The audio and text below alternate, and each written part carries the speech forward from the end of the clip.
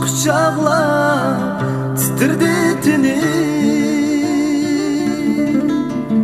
Sabahın köksüge köksini yıkıp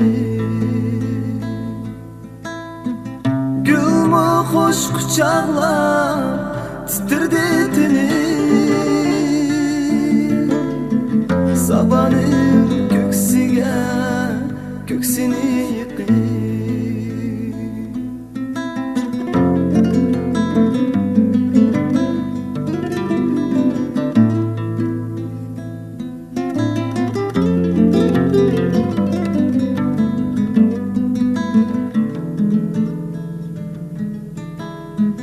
lerlerini yıkıvli biçirişidi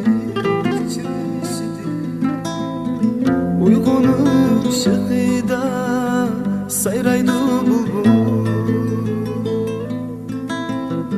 Lerlerini yıkıvli biçirişidi uygunu şakıda sayraydı bulbul.